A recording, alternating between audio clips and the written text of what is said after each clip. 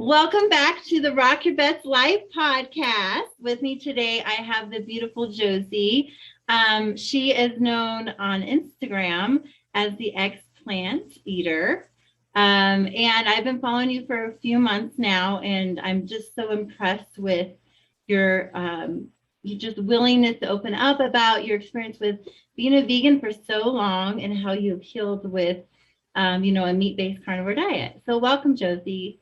Oh, thank you so much for having me on, Rosa. I'm really excited to talk to you.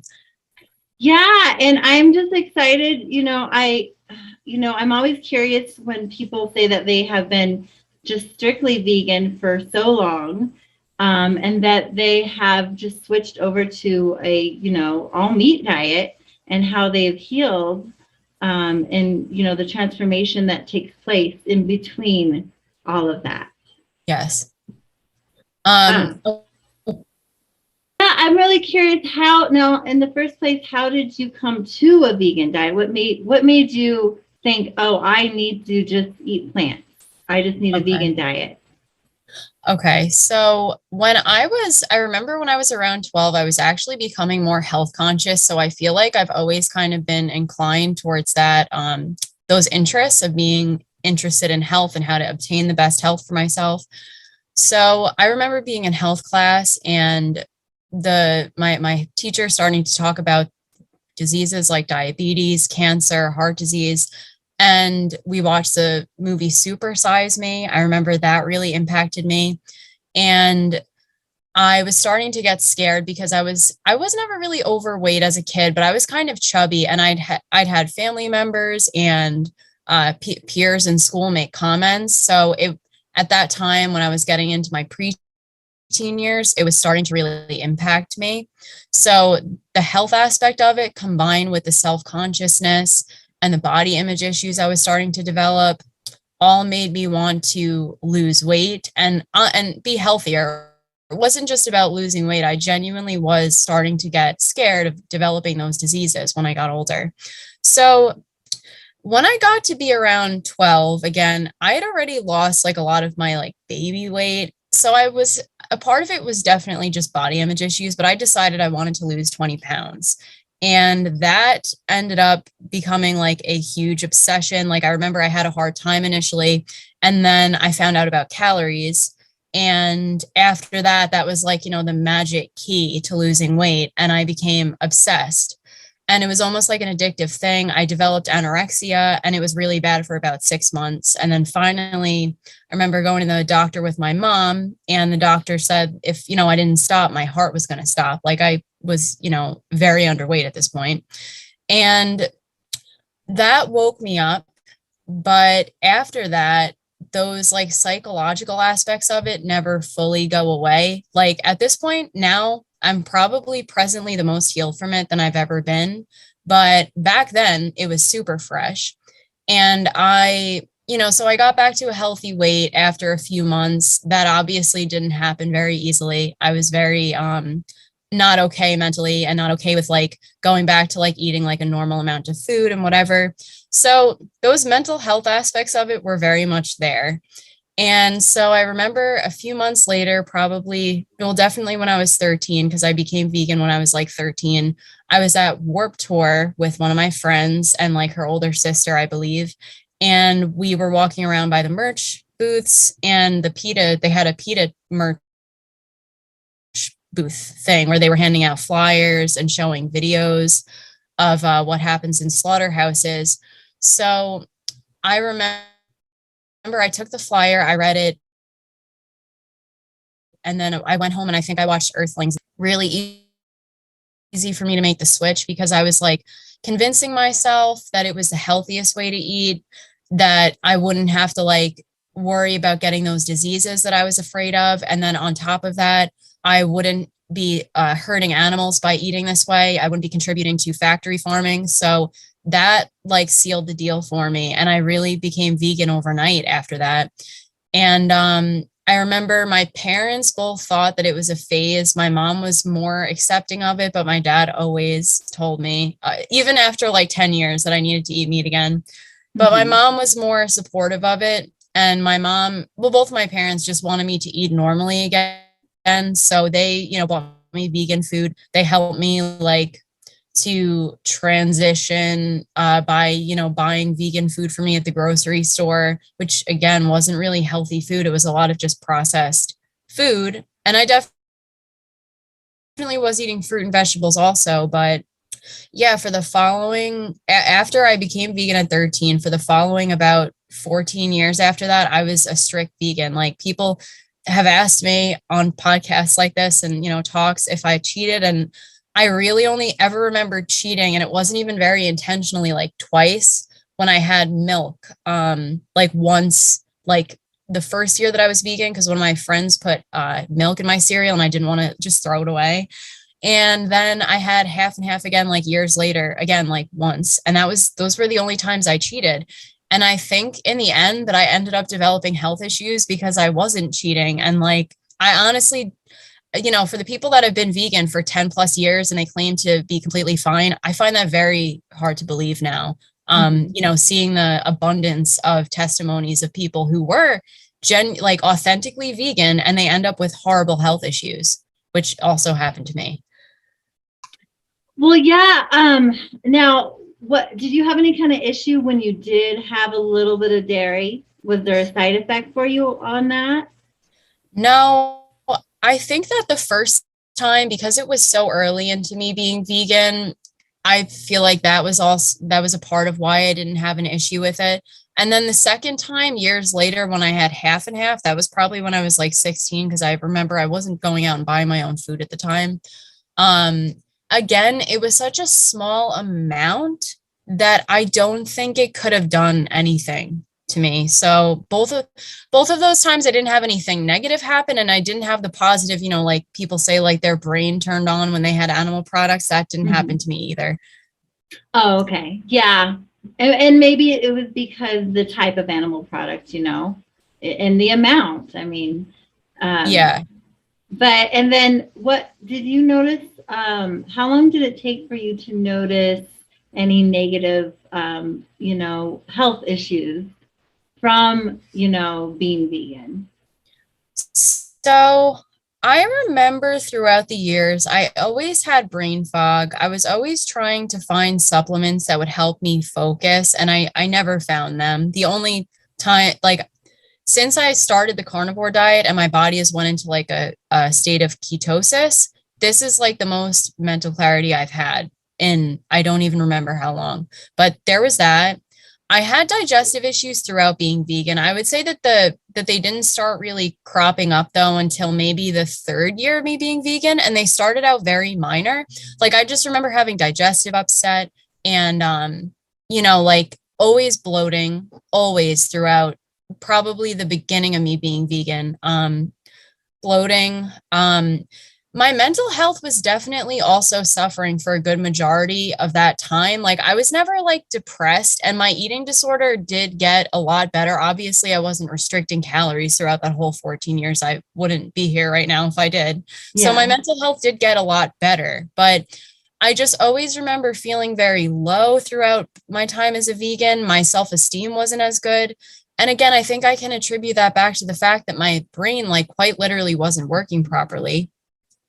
So there was that. And then like the worst health problems started at about the 10th or 11th year when I got ulcerative colitis, which I don't know if you want me to go into that, but those were the minor things that were like an ongoing thing. But those were all things that I told myself, everybody experiences these things no matter how they're eating. So I never blamed them on being vegan. I never thought that they could get better by me not being vegan anymore.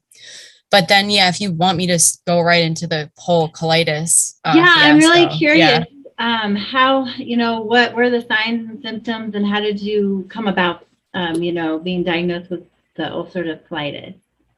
Okay. So again, this was like the 10th or 11th year that I was vegan. It was like 2017 or 2018.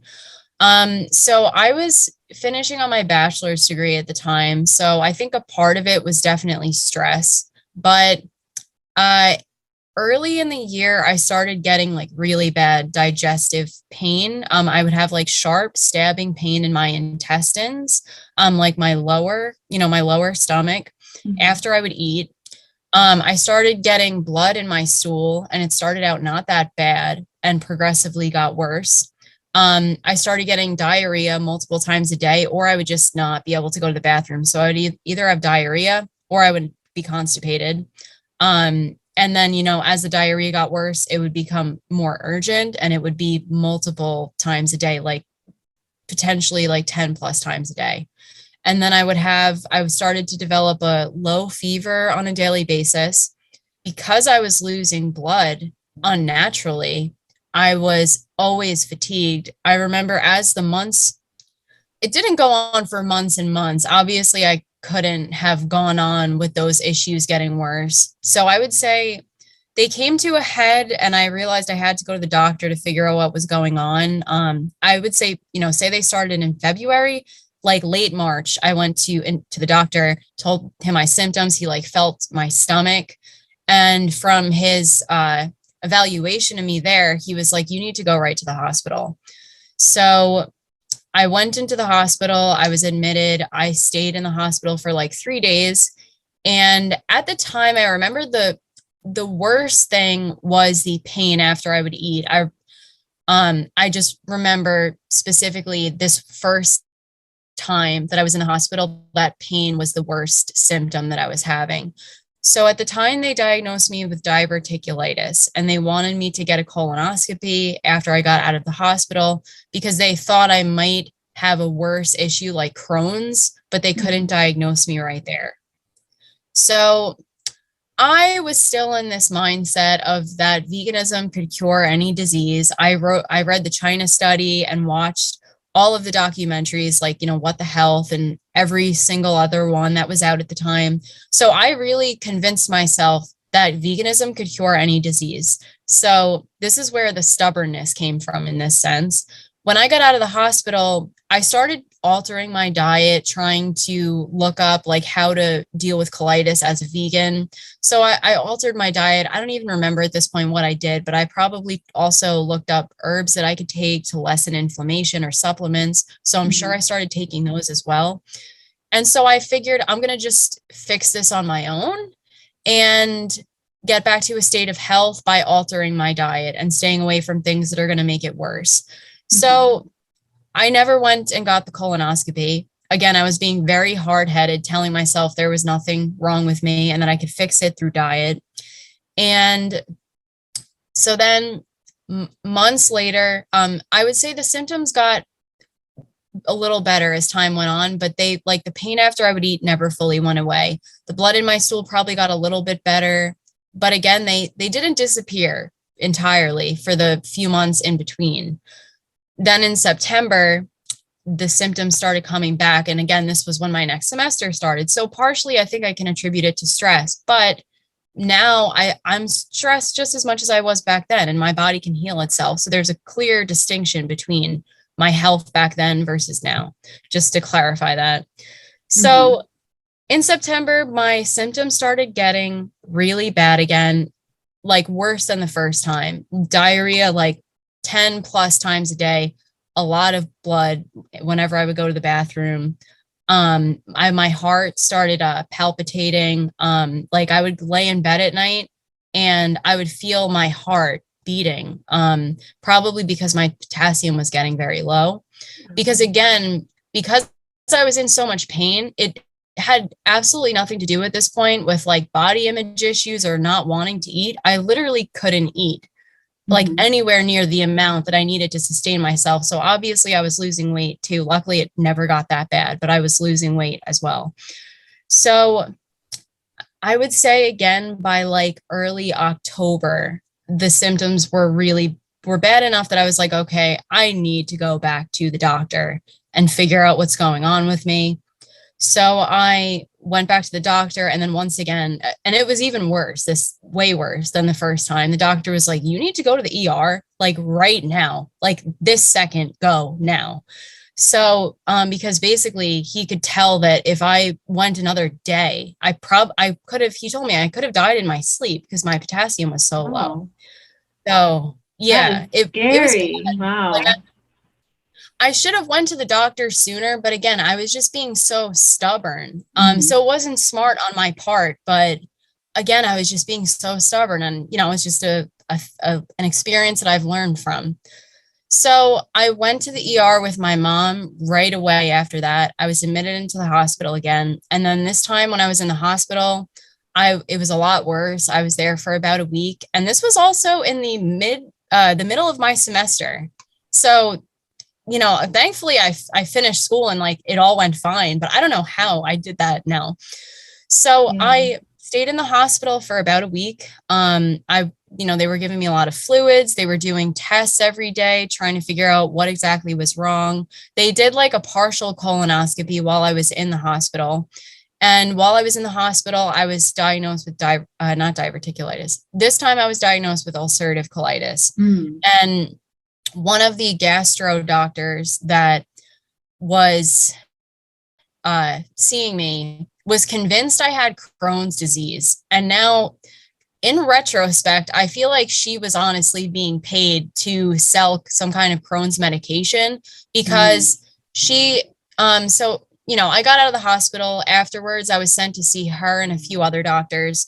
And every time I would go and see her, I literally remember her telling me, "You don't have the antibodies for Crohn's, but I think you do have it. So I need you to get this test so I can confirm that you have it." And she put me on this medication. I think it was mesalamine.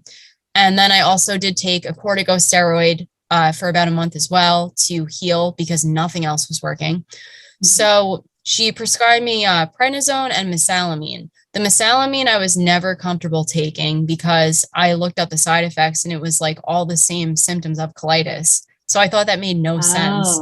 But I did take the prednisone because it was the only thing that was healing me at the time. If I hadn't taken prednisone, I would have honestly died, or I would have not been okay.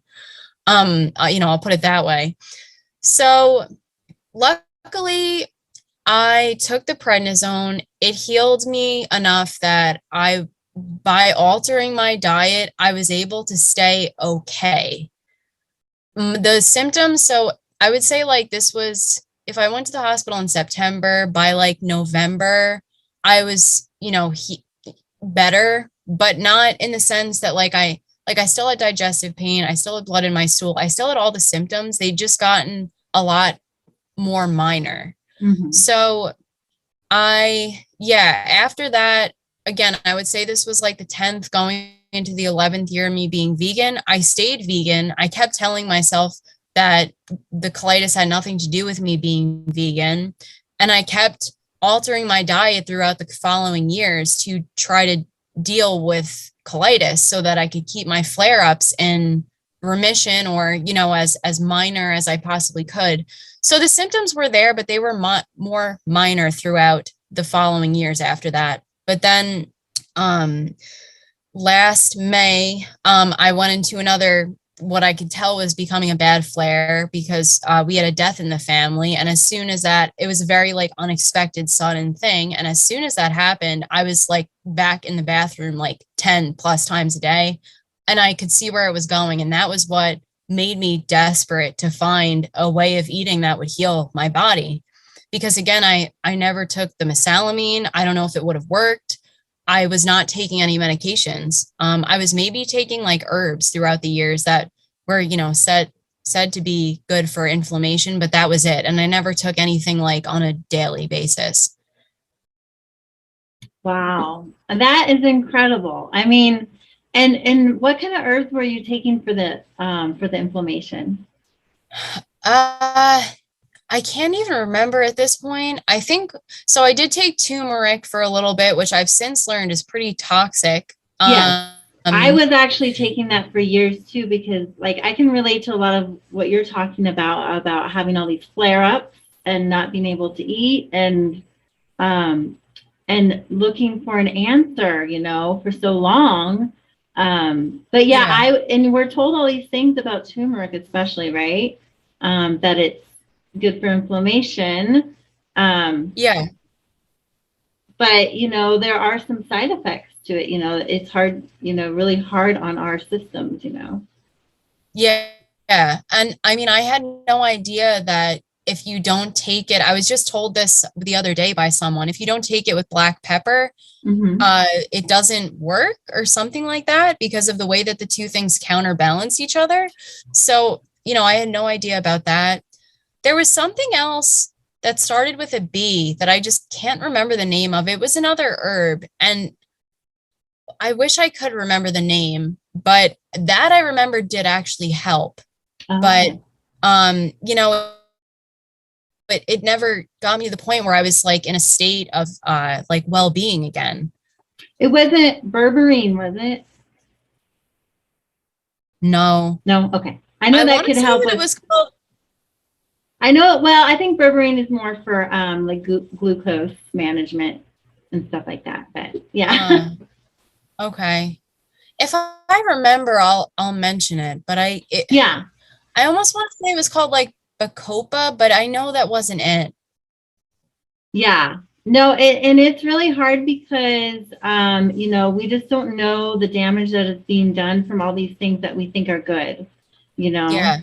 Yeah. Because, throughout my healing, trying to figure out, I was never diagnosed with anything, but I had a lot of these symptoms that you were just talking about having, blood in the stool and the sharp pains and, just you have diarrhea or you're constipated, Yeah. It's really frustrating because you don't get answers right away. It takes a long time. Yeah, exactly. And sadly, it sounds like you kind of had the same experience where you had to find something on your own to fix it. Otherwise, like the doctor never would have told me to eat a carnivore diet to fix my problems. They told me that it was a good thing I was vegan because they said that red meat and dairy made colitis worse. So they also, kind of enforced for me that it was the right thing to do to be vegan. Yeah, and when, come to find out, we're learning all these things that it's quite the opposite, isn't it? Yeah, exactly. Yeah, it was so mind-blowing to me. I mean, at the end of the day too, I take responsibility for being vegan for all those years, but that just like dug the nail in harder for me because I did have people telling me when I was diagnosed with colitis that it was because I was vegan. And I was telling all of them, my doctor said it's okay that I'm vegan. It has nothing to do with me being vegan. I didn't really get nasty with people, but I got very like what's the word? Like not confrontational. I got very snippy. Yeah, well, and we get on the defense too.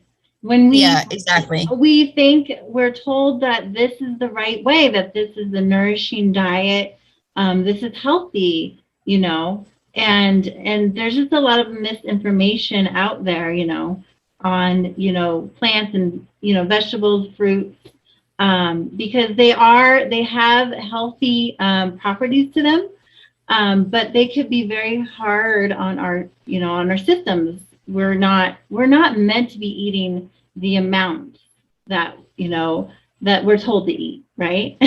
Yeah.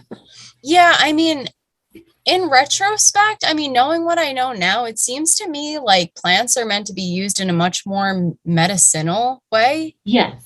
And in very small amounts, like you just said. Because as a vegan too, I was never introduced to the idea of like anti-nutrients. I had no idea. I had never even heard the word oxalates until about a year ago. Or, lectins or phthalates or whatever it's called. I'd never been exposed to any information like that beforehand. And it was a few years ago actually that I heard about lectins first, because I kept thinking, why can't I eat these? Why can't I have beans or certain plants? I would get highly inflamed if I had just a little bit, of these kind of things. And then, yeah, I learned about lectins first, and then about the oxalates. And you know, some of us just really have a hard time detoxing from these anti-nutrients. Yeah. Yeah. I mean, so how long has it been for you since you started the carnivore diet versus when you were eating more plant-based? It was 2019, because Oh, you wow. know, I first kind of heard about, you know, I kept hearing about the carnivore diet because I was looking for an answer too, because I just thought there's something wrong with me. I can't. It became worse for me with fiber. You know, I was like, what do I eat? You know, I was down to eating salads with eggs and, you know, some kind of meat in there. But yeah, it was 2018 when I started to add more, you know, fat, healthy fats and proteins.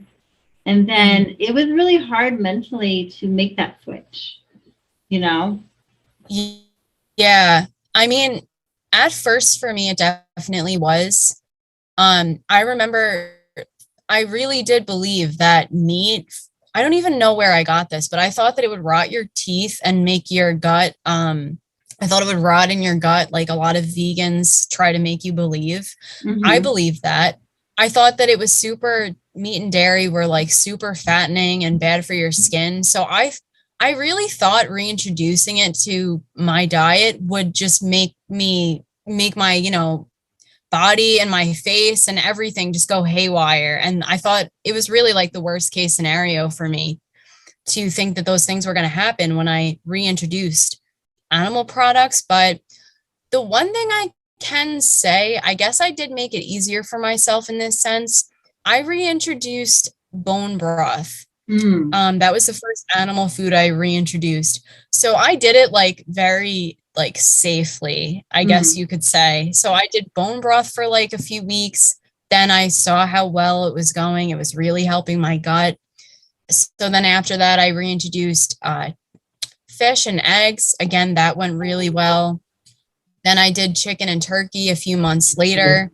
So by the time that I reintroduced beef and beef fat and liver, I was uh, so by the time I like so beef was like the most horrible food for me before I stopped being vegan. And I believed all the, you know, propaganda about it. But by the time that I did reintroduce it, I think I'd gotten myself to a point of being able to see none of the other animal products hurt me the way that I thought they would. So logically, beef probably won't do that either. So that's the one thing. So I went vegan overnight. With transitioning to carnivore, I did do it very gradually, which I think was the best option for me at the time. And luckily, I mean, right away when I reintroduced the bone broth, that even started helping my gut a lot. So luckily, it seemed like animal products were what was missing in my diet, which is like pretty obvious to the both of us. But to a vegan, they'd be like, no, you're wrong. But, you know, it's whatever at this point. I don't really care what vegans think. Well, and it's really hard, you know, when that's what a lot of people believe and what they've been told, and it's almost like you're kind of going against the doctors and the scientists and you know the media and kind of that message that's being, you know, portrayed out there, you know. Yeah, totally. Because even if you look beyond just vegans, a lot of people believe that red meat is horrible for you. So, yeah, even just that has been a little bit of an adjustment for me because it's not just vegans now who find the way that I eat to be like bizarre. It's everyone because most people now are told that animal products in general are bad for you. They're going to cause disease. So you should eat as little as possible. Yeah. So, yeah, that's definitely, I don't really go in depth with people I know too much about the way I eat. I mean, to be fair, some people that I know in real life do follow my account. So they know what I eat and they know my views.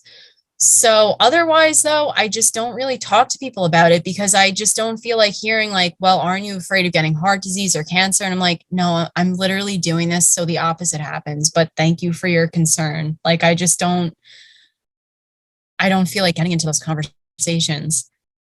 Well, and yeah, and I think it's really about just education, because there is, a lot of doctors now out there, and even scientists who are trying to do more studies to, about red meat, and about, how, basically in the 50s and 60s, there was a lot of studies done, but they were cherry picked, right?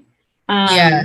And that's where our whole kind of viewpoint comes from. And it became just a social media frenzy around that time because of these cherry picked studies, and how it kind of just supported kind of big food, and big pharma, and Yeah. and it continues to go on, you know. Yeah, that's the conundrum with vegans too, is that I think they think that they're kind of like against the establishment. I mean, for me, when I was younger, that was definitely a part of it too, is that I thought I was like kind of opposing the mainstream. And they don't realize, to be fair, I think it's become a lot more obvious in recent years, but it's like totally going with the mainstream. Veganism is being pushed more than ever now. It's being recommended more than ever now to not eat animal products, especially red meat. So luckily I think that for some people that is kind of what wakes them up, is that they're like, why is this being promoted so heavily now? And I have had, it's hard because I have, kind of been on the other side, where I had a lot of friends who were vegan, and they would show me these horrible images. And so I was never vegan, but I tried to be vegetarian for about 2 years. Okay. But I didn't know how to go about it at the time. And I was eating just a lot of rice. I didn't know what to eat. I was trying to find substitutions, in the grocery store. And this was like early 2000s, like 2003, 2004 or something. And there wasn't a lot. There was like tofu dogs. Yeah. It probably wasn't that different for me when I went vegan, because I went vegan in like 2009. And I remember there was like nothing compared to what you can buy now. There was like soy milk, and then there was like the Light Life and Boca burgers, and that was about it. It's probably the same. And and I didn't really focus on plants, back then. I was just trying, it was just to lose weight for me. And then because I had a friend, best friend, who was vegan, and she would show me all these horrible, movies. I think the one she always showed me was like the McDonald's, the McDonald's like slaughterhouse one or something, and it was horrifying. I think it was like the commercial, Yeah. Yeah, I remember when I watched Earthlings, I was like, I just never been exposed to things like that. And I remember I like cried when I watched Earthlings, and I feel like a part of it is, I didn't even know that this was going on in schools. It never happened in my school, but since I got into this like community, I've seen many people say that those videos were shown at their school when they were about the same age as me. And that's like really infuriating too, because that's totally taking somebody at a time in their life when they're super driven by emotion and showing them something like that, which some people are going to go vegan after that. That was what made the switch flip for me. Like, that was what made me develop the willpower to do it. Well, and I don't agree with the commercial, slaughterhouses. Now that and especially living where I do, there's a lot of regenerative farmers. I can go to the farm up the street. I can take my son. We can watch the cows being milked. We can visit with the goats. We can meet the animals. And they're grazing on the grass. That. Yeah. And I think being in touch with where you get your food is really important. And yeah, it's not humane at these big slaughterhouses. And a lot of times the conditions are not the best. There's a lot of disease, and so yeah, I don't agree with that. But yeah, I do think that they are targeting young people. They're promoting a lot of grains, a lot of wheat in the school, everything's subsidized and Yeah. and it's hard because I have a 14-year-old and he's watched my journey with my digestive issues and seen how eating more meat, especially red meat, has really helped me. And he's tall. He's almost 6 foot. Um, he's a tall boy and he's healthy. And I always tell him, it's because you eat a lot of meat. Yeah. Yeah. I mean, I've even noticed that eating this way has changed my whole way of thinking, honestly, because now I'll see people or think about people that I knew or, whatever, like my life experience. And I can like think back to, oh, that person was really tall and like, they had really nice teeth, like they never needed braces, things like that. Or that person looked like their like hormones were really well balanced, which is like such a weird thing to think. But then I'll realize they were eating like a lot of animal products. And that's probably a part of why they were so healthy or like they got so tall. Which now too, like thinking back to the fact that I was vegan throughout all of those developmental years, I probably did hinder my own development, but there's nothing that can be done about it now. Well, and it's hard because we just don't know what we don't know, right? Because I thought a lot of my issues were from, just eating a lot of processed foods, which, they probably were. A lot of, but it's also, what environment did you grow up in? Were you raised in? And there's a lot of these, issues, but we can only fix it. We can only do what we can do now, right? Nourish our bodies the best way we know how. Yeah, exactly. Exactly. You can only do your best from the time that you realize it. Thinking about the years past, like when you didn't know as much, it's just not going to do anything. It's not going to change anything. Yes.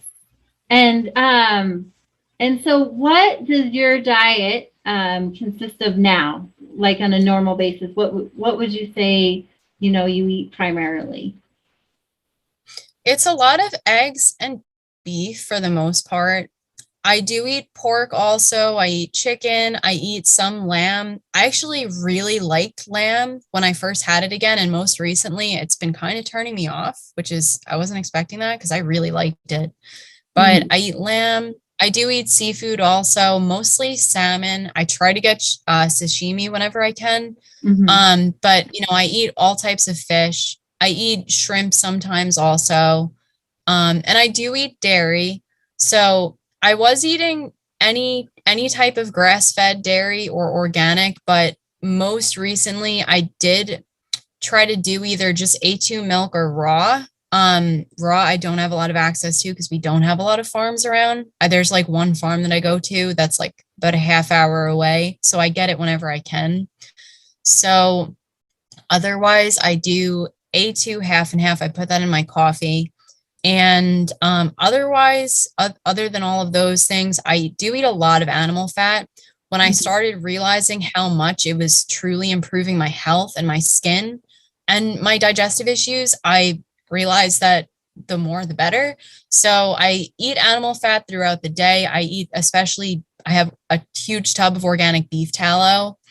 I use that whenever I cook. I put it in my coffee, believe it or not, in the morning. I melt it and then I put half and half in my coffee as well. I do also have butter. We always buy like Kerrygold butter. So it's grass fed. So it's better than just like conventional butter. And I do have ghee also. And I kind of realized it was pointless to do this, but I was buying like duck fat and chicken fat. But now I just save the fat from when I cook usually, so I never really buy that anymore. But beef tallow, I will buy big tubs of. Same with butter. I buy ghee. Otherwise, I don't really go out of my way to buy animal fats anymore. Yeah, animal fats are so good for your brain and your hormones and just everything, right? All your bodily functions need fat. Yeah. Yeah. Yeah. it like I feel like I missed out on so much time that I could have been like nourishing my brain. But again, it's just something that I can only try to improve now as time goes on. Yeah, and you know, we just don't know until we do it, until we try it, right? Yeah. Because I know for a few years, I didn't eat any beef or pork because I thought they were bad. They're bad for you, right? And then I remember, I think it was like 2015 or 16. I had some beef at a restaurant, and I was Mm. amazed by how well I felt. You know, almost like euphoric. um, Yeah. not having it for a few years, and the same with like salmon. When I still sometimes when I have salmon, I have all this energy. I'm like my brain is lit up, right? Yeah. Yeah. Actually, it's interesting that you say that about beef because now I'm curious if this also happened to you. The first time that I did have beef again after not having it for over a decade, and again, this was after I'd already reintroduced animal products, but specifically when I had beef again, I felt this like my whole body felt calm, like almost like I just had a drink. It was the most Yeah. unexpected feeling I'd ever had from eating a food. And yeah, I just remember I felt like I could like run a marathon after the first few times I had steak again. It was Yeah. crazy. Well, yeah, and it's funny because I used to dance, like I do my steak dance. I And get it's it. yeah, well, and I do notice the difference when I have different quality steak, you know. And it's, you know, it is hard, you know, on a budget sometimes to get the good quality beef, but I notice the difference when I have the better quality beef. I feel a difference. Yeah. That makes sense. That makes sense. Yeah, I mean, I do agree that people need to do their best. And if you can support, support as much local farms as you can. Hmm. Um, because I mean, I do notice that too. There's like one farm that I buy beef from whenever I can. That's also, it's like right by the farm that I get the milk from because they're all in like the same area. And that I definitely notice a little bit of a difference. Yeah. How do you save money? You know, what kind of advice would you give somebody that would say, oh, this is really expensive to eat, you know, so much meat? How can we save money on eating a meat-based diet?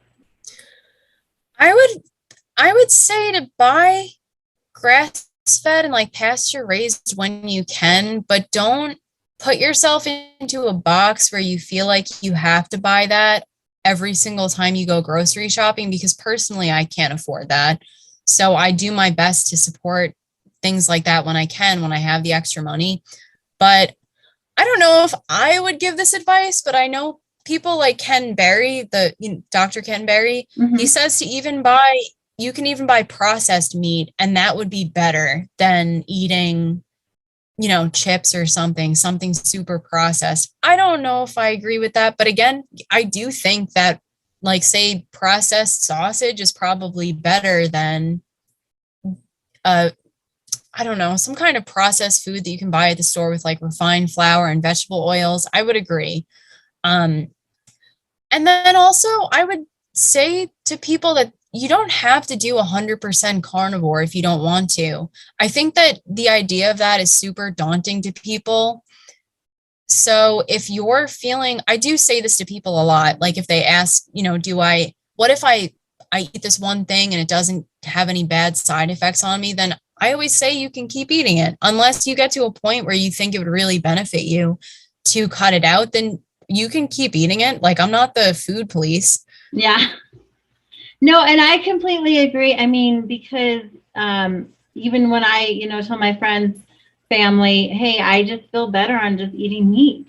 And they're like, well, I can never do that, right? I can never do that. But I could say, hey, well, what would it feel like if you just ate more meat and, you know, you could keep your some of, you know, your foods that you think you can't live without, but just try to eat more, you know, eat more meat, you know. You don't have to go 100%. Right. Yeah. And it's like, just see how you feel doing that. Like I know actually, so my fiance's dad has a lot of pain and we got him to start eating beef tallow before he goes to bed. And Wow. he's like sold on it now. And he wakes up feeling so much better than he did prior to eating it. So yeah, I totally agree with that too, is that making small suggestions for people and then they see that it works, that can be the biggest way of helping a person that is, kind of resistant to eating this way. Well, yeah. And, some people can do, maybe like a ketovore type diet where they're eating a lot of meat and they have some vegetables once in a while, but just not making it the focus, the vegetables the focus. Yeah. Making the meat the shining star that it needs to be, right? Yeah. Yeah, exactly. And I feel like in so many instances where you suggest that to somebody, they will start feeling a lot better as long as they're, not. And I was going to say, like, I just talk about it wherever I go and people see how I eat. It's not a secret, wherever I go. And I noticed that just being you and people seeing how you've healed, it'll rub off on other people. And I've seen that with my personal life. People will come up to me like, guess what, Rosa? Like, I just started eating more meat and I just feel so much better, Oh, I love that. Yeah, or yeah. I took out the grains, at least take out the grains, take out the process of the white flour, the white sugar, and the grains. I think it's in the oils, of course, the seed oils. Yeah. I find that very ironic now because I told myself I was so health focused as a vegan and I was still eating more times than not. I was still eating white flour. I was still eating vegetable oils. And now I think back and I'm like, yikes. Well, yeah. And we don't know that how much it's affecting us. Like, I didn't know. I thought, I thought grains were the answer. Wheat was better than the white, right? But I didn't know, I didn't know how much it was really wreaking havoc on my gut, So. Yeah, totally. I mean, I was under that impression too. I always did buy whole wheat over regular white bread. But yeah, that was also probably affecting my gut negatively also. I just thought, I was just going to say, I just thought back then, as long as I'm not eating meat, I'll be healthy, which is, it just makes me cringe now. Well, I know. I remember I had gone on vacation. I came back. Oh, I had gained weight. And then my husband was so nice. He got me this beautiful steak from a farm nearby. And I was like, okay, I'll eat this. But after this, I can't have any more beef. And I stopped eating it for a couple of years because I thought, that it was making me fat. Right. Yeah, that's what I thought that about me too. I thought it was super fattening and I was so wrong about that. Yeah. Well, and so what are your plans moving forward? I know, you have an awesome Instagram account where you share your story. And let me say, like, your before and after, you just look, so your skin, you look less inflamed, you look more healthy. So yeah. So going forward, what are your goals? What's your mission? So I want to keep focusing on growing my YouTube channel. I really enjoy the format of YouTube and I love Instagram too. I love like really getting to talk to people. The interaction on Instagram is much higher and like getting to know people. So I really do love that. I want to keep growing both of those things. Otherwise, I'm interested in creating a more community type thing, but I'm so early into eating this way right now that I feel like a little uncertain about doing that at this point. So that's why, so I do have a Patreon, but right now the Patreon is really just for people that like, if they've reached out to me and I haven't been able to see their message, you can message me on there because I will absolutely see it and respond on there. But that's really all my Patreon is right now. I want to put exclusive content on there eventually and make it more like community oriented, but I just haven't yet. So if anything, it's those three things right now that I am focusing on. Eventually I do want to start making longer, more informative and like researched YouTube videos about things like we talked about in this podcast and about, you know, like the truth about veganism. But you know, it's like I'm doing everything as I can right now. Oh, yes, I know. I can totally relate. Yeah, because I do have a YouTube channel, and I'll be putting this interview on my YouTube channel. But, and, you know, primarily I do my podcast, this podcast, just to kind of share people's stories and get the information out there. But it is hard to do, you know, all these things as a, you know, Yeah. to try and put content out there. Yeah. I mean, do you work full time also? Or do you have like a yeah, and I have a day job and I have a family and yeah, and that's why, you know, I do this when I can. And just because I'm very passionate about just, you know, educating people and putting the word out there. And I also am a health coach, I'm a primal health coach too. So. Oh, that's awesome. Okay. Yeah, I mean, it's so important to talk about things like this. So you're doing a great service for people because when I was not sure about not being vegan anymore, I needed things like this to be able to gain confidence in not being vegan anymore. Well, and what is the final message that you would tell somebody who is in the middle of just being, you know, thinking that vegan is the healthiest thing for them, and they're not, you know, seeing, you know, how it's affecting them. They're not kind of seeing what it's doing to their health. What would you tell them? I would say that it will be okay if they stop being vegan, and that the health issues, so the telltale signs or the telltale things that usually happen to vegans, they have digestive issues, mental health issues, skin issues, and like bloating issues, and others as well, but those are the main ones usually.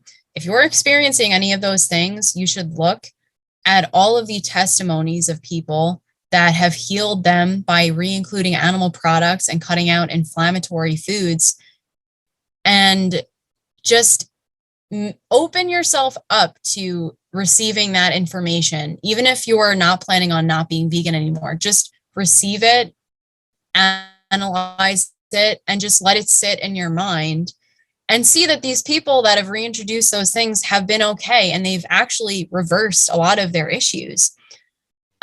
Other than that, I would also say that any current vegan should really look into how many animals their diet is really saving, because I'm sure you know this too. There's just as much death and not just accidental, but intentional death when it comes to growing crops. So a vegan diet is not actually saving animals. So that would be what I would say to a vegan, basically. Those 2 points. That is so true. I mean, and I know a lot of, you know, of people that, you know, are vegan. And it's really hard because I have seen their mental health just go way downhill, you know. And some of them, it's really sad that I had to just cut off ties with them because I just couldn't handle. Yeah, I couldn't handle, you know, dealing with it all the time, you know. Yeah.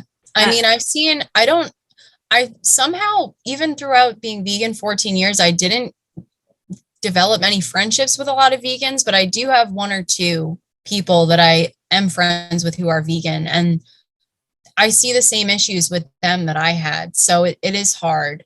And I'm not the type of person to talk to people about it unless they really like prompt me to. So I just don't really get into it with them. Well, yeah, I have some friends that are vegans, and I tell them, okay, well, I eat mostly meat because I do, once in a while I might have like an avocado or something, but that's about it. It's mostly meat, and I feel great. This is how I feel great, and then we can have a conversation where they really feel that just eating mostly plants is how they feel great at the time.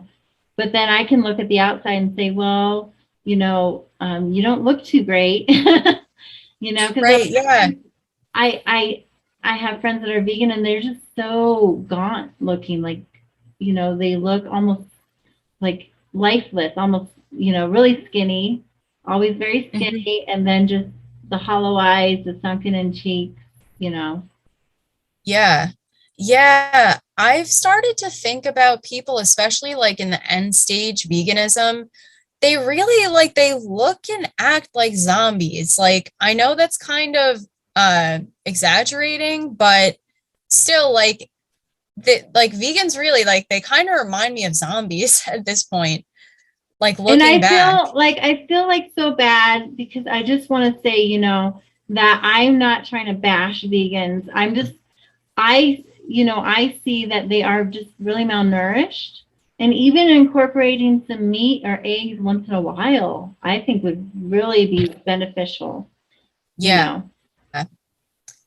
Yeah. To most vegans, even, I'm forgetting his name. Oh, Dr. Will Cole talks about this because he eats mostly plants, a lot of plants, but he even says that, um, it's beneficial. You cannot get all the amino acids that you need from a plant-based diet.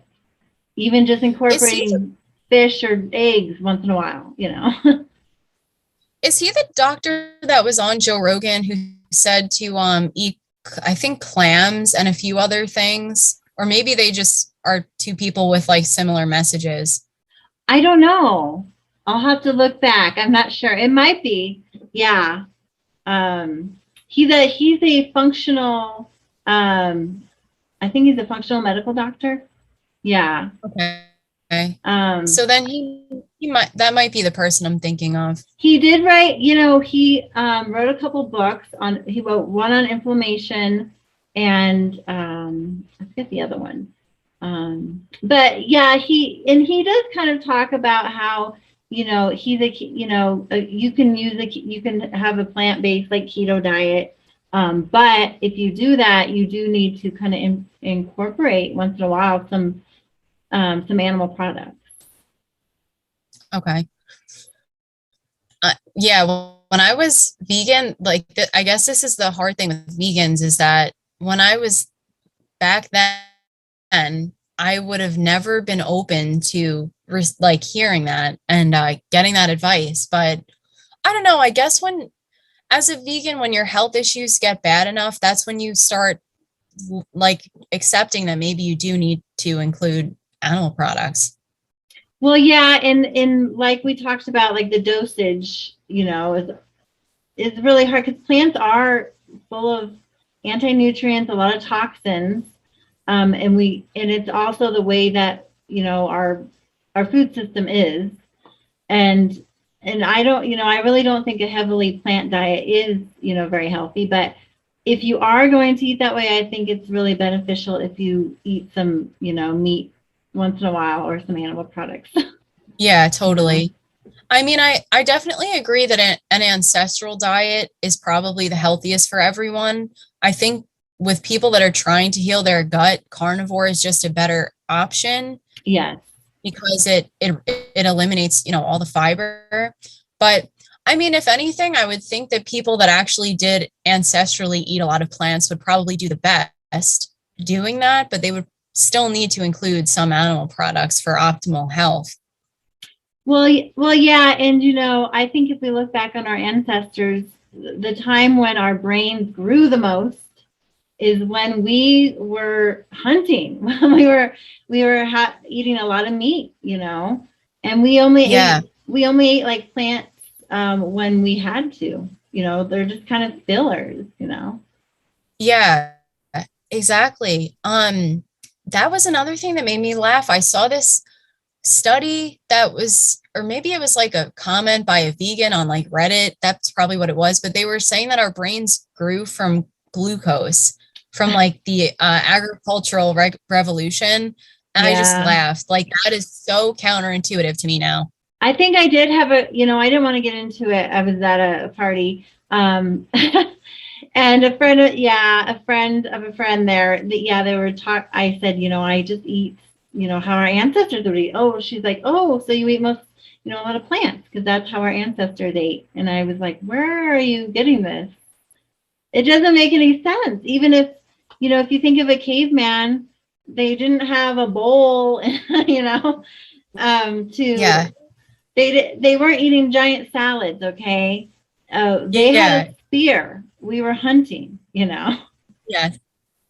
Yeah. We were eating like the huge mammals that were still around during the last ice age, I'm sure.